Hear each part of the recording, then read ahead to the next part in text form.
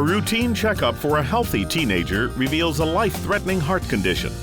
A little boy becomes the first in the state to receive treatment for hundreds of tumors inside his abdomen. A young girl has high-tech surgery to lengthen her leg, and a toddler fights the odds against an aggressive brain tumor.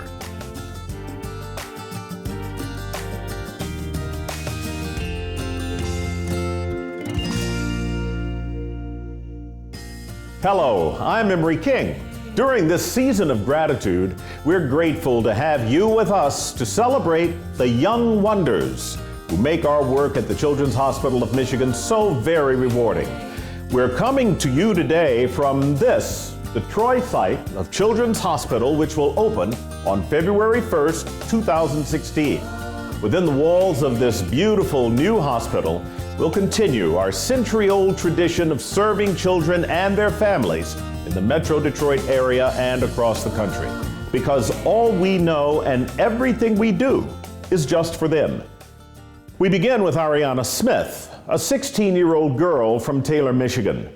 Ariana was an active, healthy teenager and had no idea she had a dangerous aneurysm in her heart that could take her life at any minute. When I found out about the aneurysm, I just felt very shocked. It all came to light when a doctor refused to pass Ariana's younger brother Eric on his sports physical.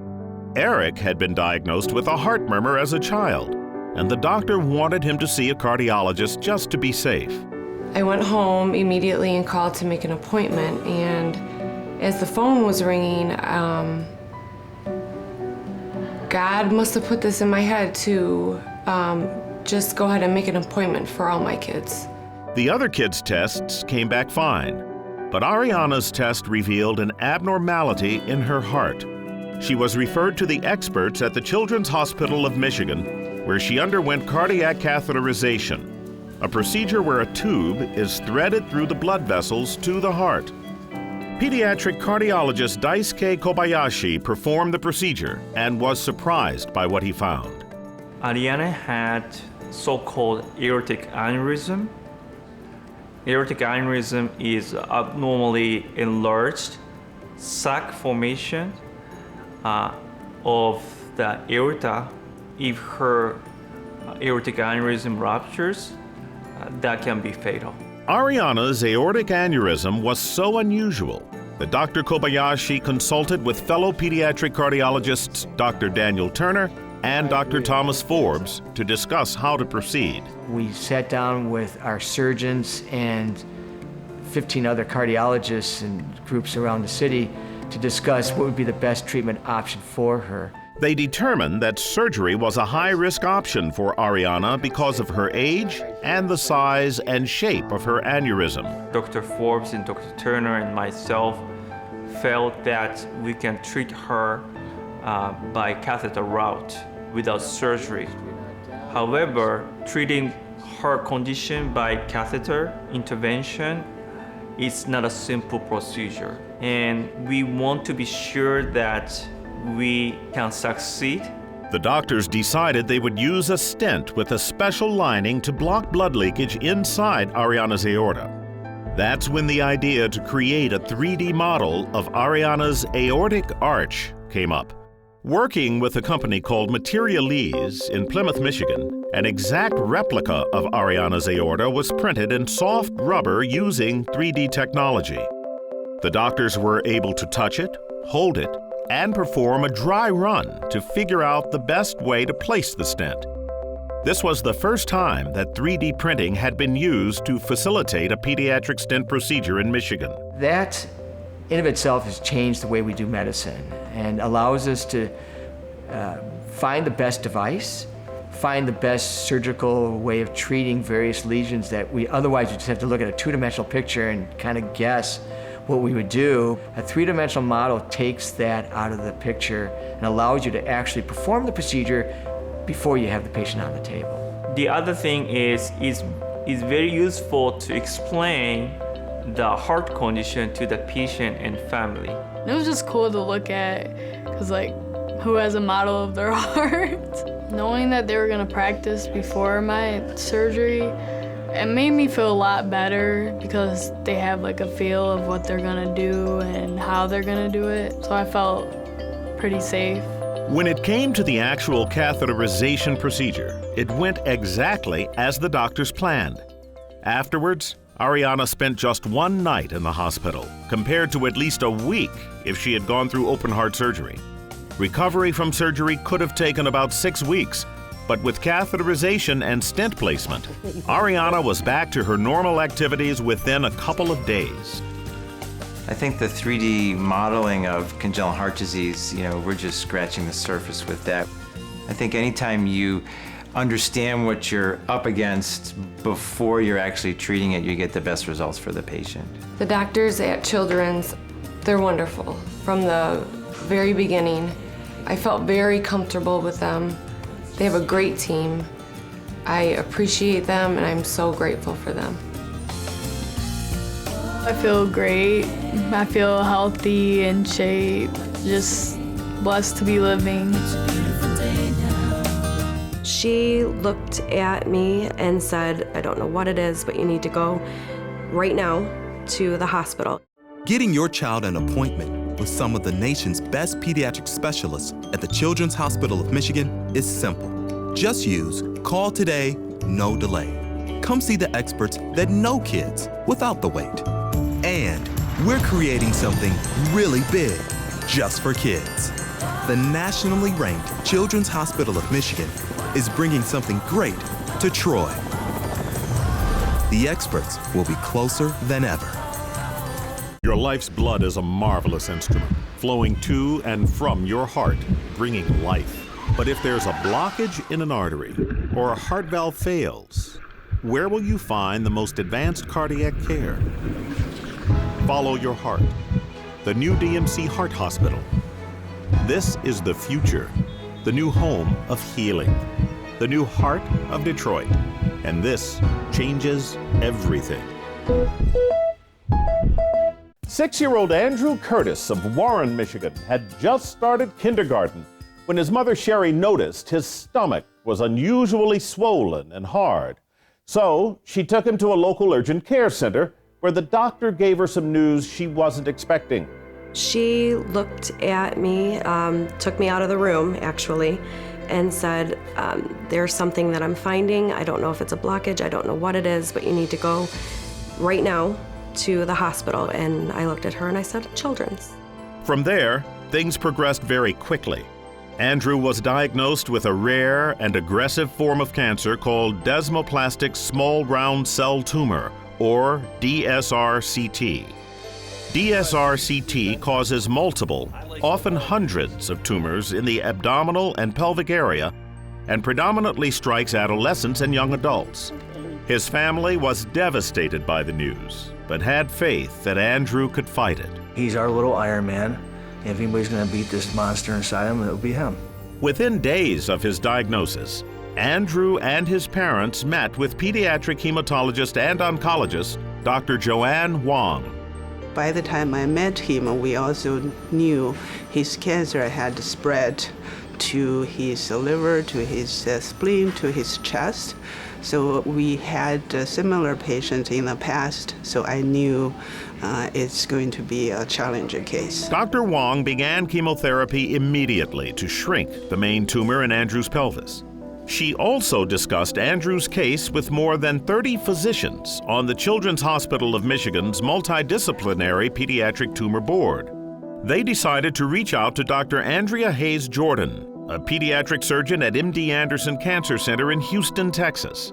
Dr. Hayes Jordan is the first surgeon in the country to perform a procedure called HIPEC for children with DSRCT. This method uses a combination of surgery and heated chemotherapy.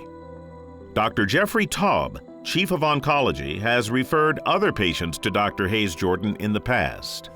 When we provide care for patients, we always try to see what is the best for the patient. And I don't think we have any sort of boundaries or barriers. This surgery is essential to try to cure them, and especially in Andrew's case, removing hundreds of small little tumors from within his abdomen.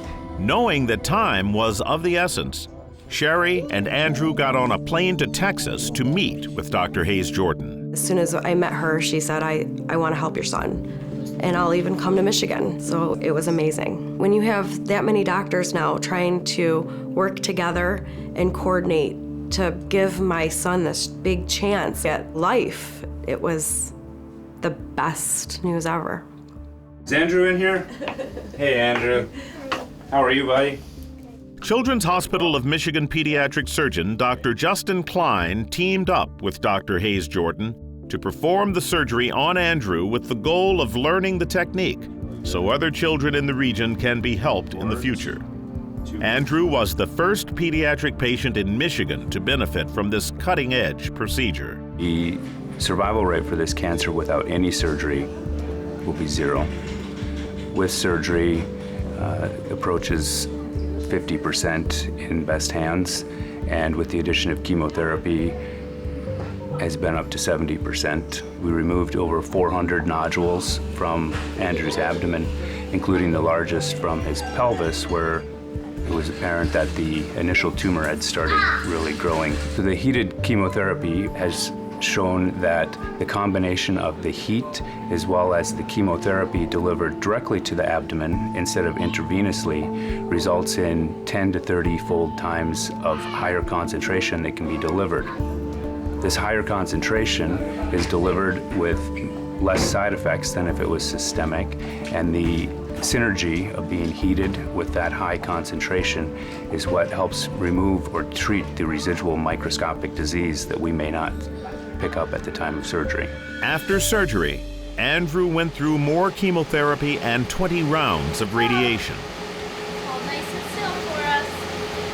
Despite some fatigue now and then, this remarkable boy hasn't let cancer slow him down. He's too busy planning for his future. You're firefighter, doctor, even joined the army, even police. There's so many things to do. When I go to the hospital, the first thing I like to do is give hugs. He's such a cute boy, and he's very smart, and he's very articulate. I would say I'm cautiously optimistic. He had very widespread stage 4 disease, but he had very response to his treatment. Andrew is distinctly a fighter and survivor. He's gone through more at the age of 6 than most people, and he's done very well. Well, congratulations, Andrew. We got you through. We got you done with all this, so it's time to celebrate. So why don't you go ahead and ring the bell, and we'll let everybody know you're done.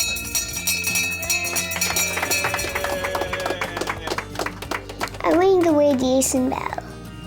Something's good. I owe it all to the doctors. Thank you. Really super good, like a superhero. Dr. Wong and Dr. Klein and the whole oncology staff at Children's. Because I'm done. See you next time. My body isn't hardened anymore.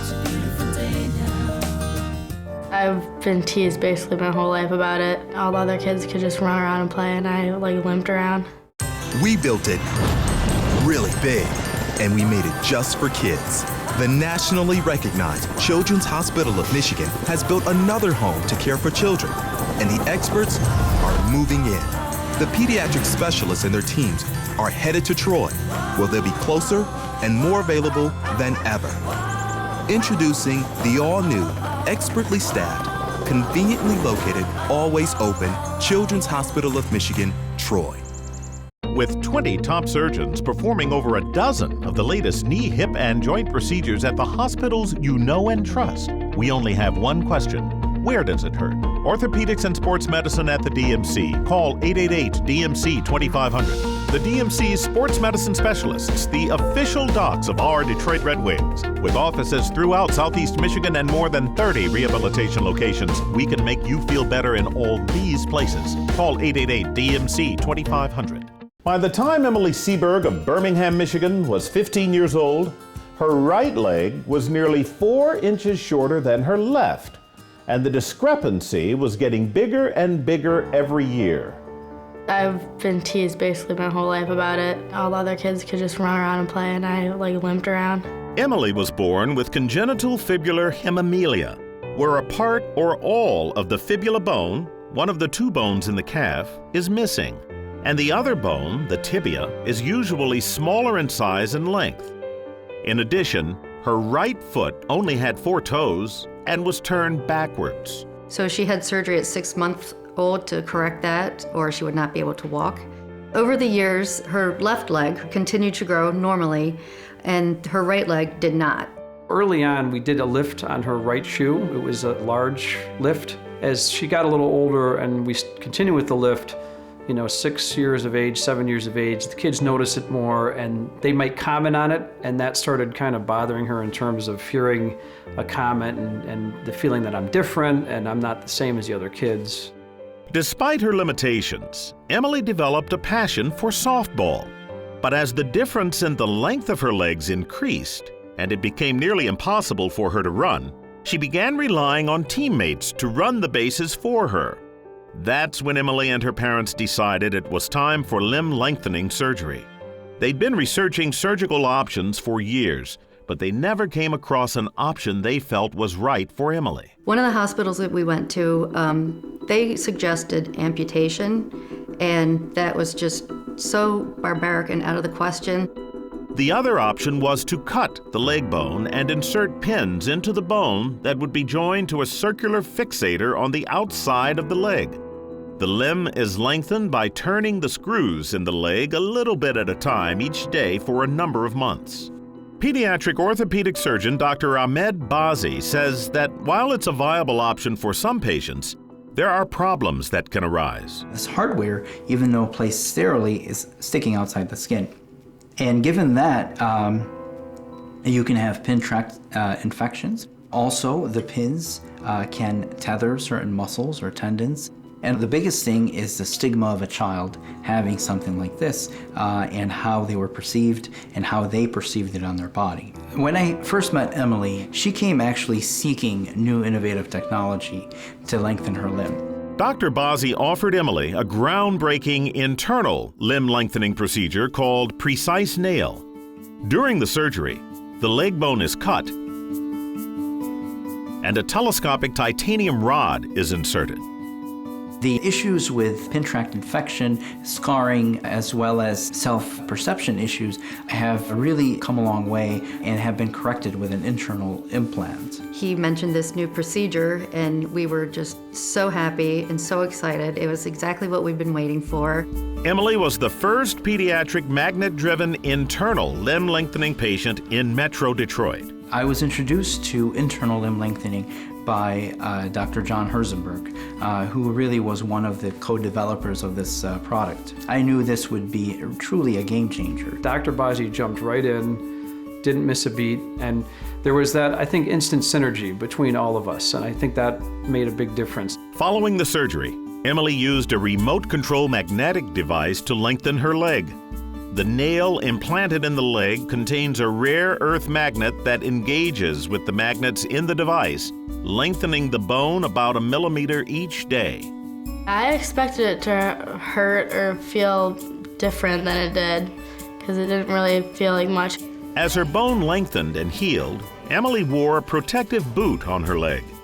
After about 7 months of using the magnetic device and lengthening her tibia by nearly 3 inches, Emily visited Dr. Bazi for a follow-up appointment. So, we got you where we want you. How would you feel if we got rid of that boot?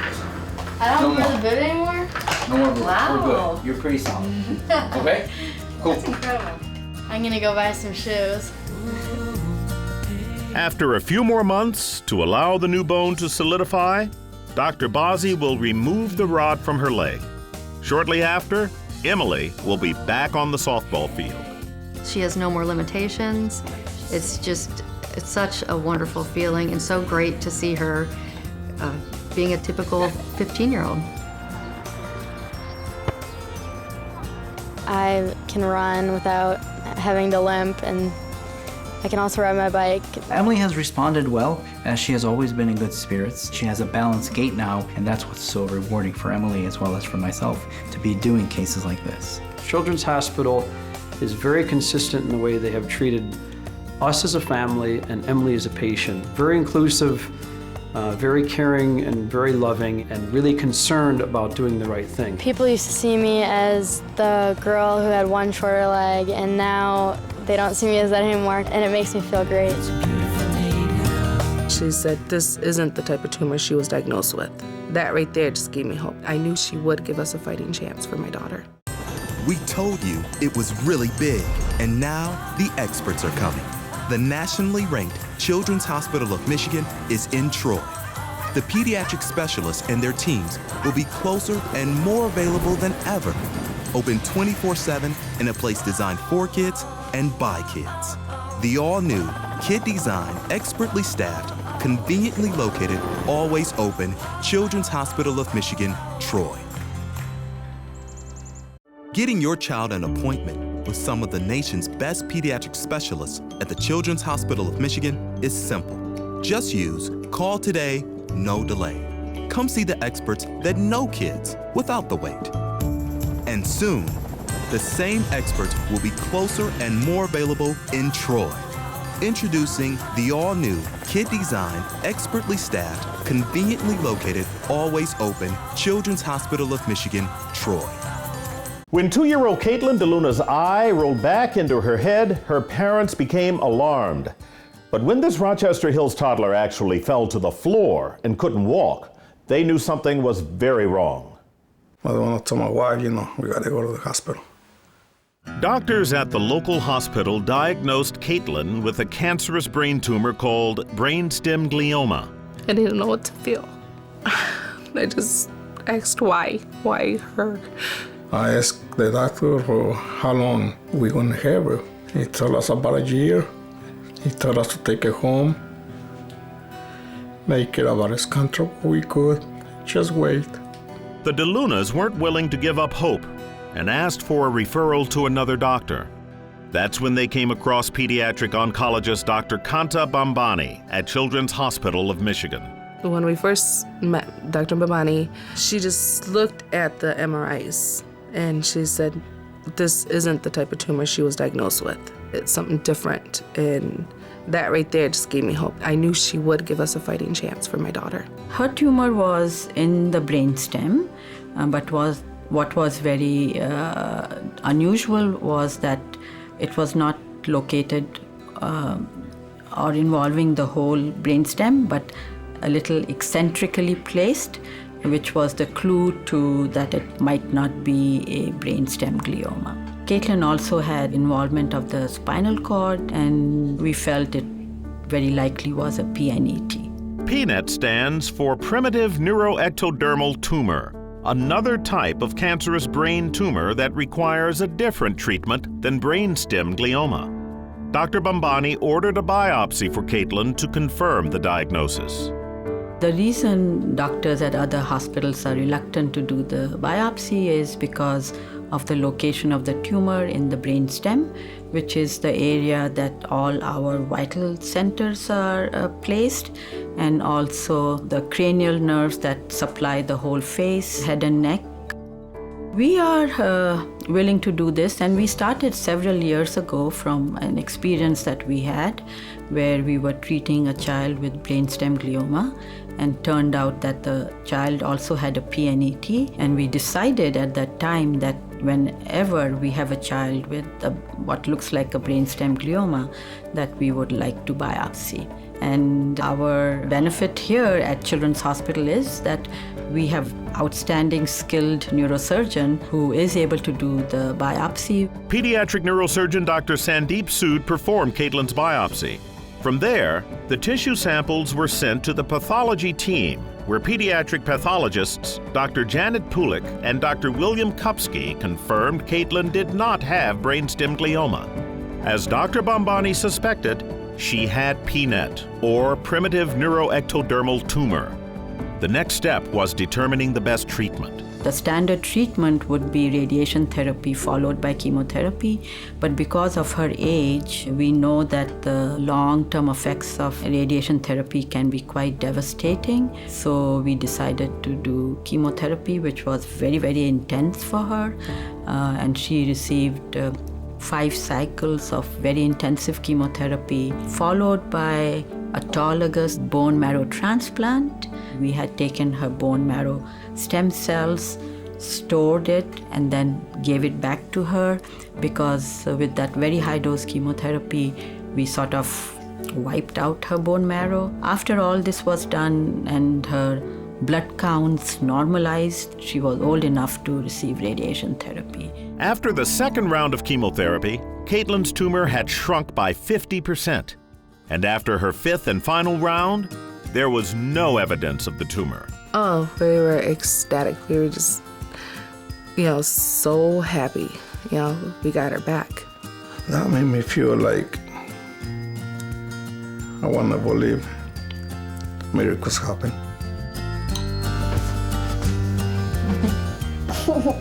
Caitlyn is now 7 years old and is a 4-year cancer survivor. She's really come a long way. Caitlyn still deals with some side effects from both the tumor and the radiation. She's on growth hormone therapy, and she's had some issues with her vision, including cataracts in both eyes. But with the help of Chief of Ophthalmology Dr. John Rorty and her glasses, she'll have a normal life in school and be able to drive when she's older.